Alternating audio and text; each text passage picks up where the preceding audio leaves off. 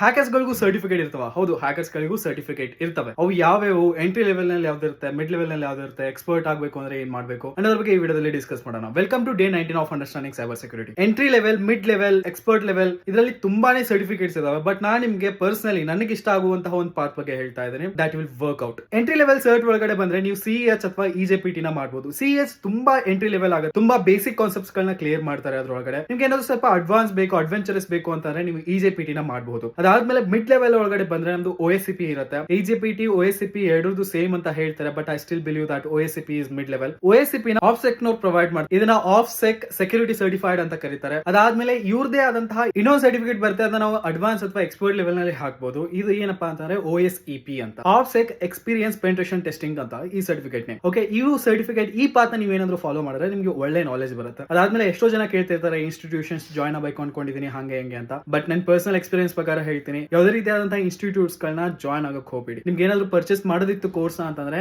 Official websites ಗಳಿಂದ courses ಗಳನ್ನ purchase ಮಾಡ್ಕೊಳ್ಳಿ. ಇವ್ರೇನ್ ಇನ್ಸ್ಟಿಟ್ಯೂಟ್ಸ್ ಗಳು ಇರ್ತಾವಲ್ಲ, ಅವ್ರು ಏನ್ ಮಾಡ್ತಾರೆ ಅಂದ್ರೆ ನಿಮ್ಗೆ 4-5 ವರ್ಷದ ಎಕ್ಸ್ಪೀರಿಯನ್ಸ್ ನಾವು 1 ಅಥವಾ 7 ತಿಂಗಳಲ್ಲಿ ನಿಮ್ಗೆ ಕೊಡೋದಕ್ಕೆ ಟ್ರೈ ಮಾಡ್ತಾರೆ. That is nearly impossible. Okay, so ನೀವು ಗೇನ್ ಮಾಡ್ಕೋಬೇಕಾಗುತ್ತೆ, ಆ ಎಕ್ಸ್ಪೀರಿಯನ್ಸ್ ನ ನೀವೇ ಕಲಿತ್ಕೋಬೇಕಾಗುತ್ತೆ. ದಟ್ಸ್ ವೈ ಐ ಸೇ ನಿಮ್ಗೆ ಏನಾದ್ರು ಕೋರ್ಸ್ ಮಾಡ್ಲೇಬೇಕಾಗಿತ್ತು ಅಂತಂದ್ರೆ ಅಫಿಷಿಯಲ್ ವೆಬ್ಸೈಟ್ಸ್ ಗಳಿಂದ ಕೋರ್ಸಸ್ ಗಳನ್ನ ಪರ್ಚೇಸ್ ಮಾಡ್ಕೊಳ್ಳಿ. ಅಲ್ಲಿಂದ ನಿಮ್ ಫೇಸ್ ಮುಖಾಂತರ ನೀವು ಕಲಿತಾ ಹೋಗಿ. ಹಂಗಂತ ಎಲ್ಲಾ ಇನ್ಸ್ಟಿಟ್ಯೂಟ್ಸ್ ಗಳು ಅದೇ ರೀತಿ ಮಾಡ್ತಾರೆ ಅಂತ ಹೇಳ್ತಾ ಇಲ್ಲ, but most of the institutes ಅದೇ ಮಾಡ್ತಾ ಇರೋದು. ಸೊ ಅದಕ್ಕೋಸ್ಕರ ಇನ್ಸ್ಟಿಟ್ಯೂಟ್ಸ್ ಜಾಯ್ನ್ ಆಗೋಕ್ಕಿಂತ self learning is very important. ಇದೇ ರೀತಿ ಸೈಬರ್ ಸೆಕ್ಯೂರಿಟಿ ನ್ಯೂಸ್ ನಿಮ್ಗೆ ಏನಾದ್ರು ಬೇಕು ಅಂತಂದ್ರೆ ಪ್ಲೀಸ್ ಫಾಲೋ ಮಾಡಿ. ಸಿಗೋಣ ನೆಕ್ಸ್ಟ್ ವಿಡಿಯೋದಲ್ಲಿ. ಬಾಯ್.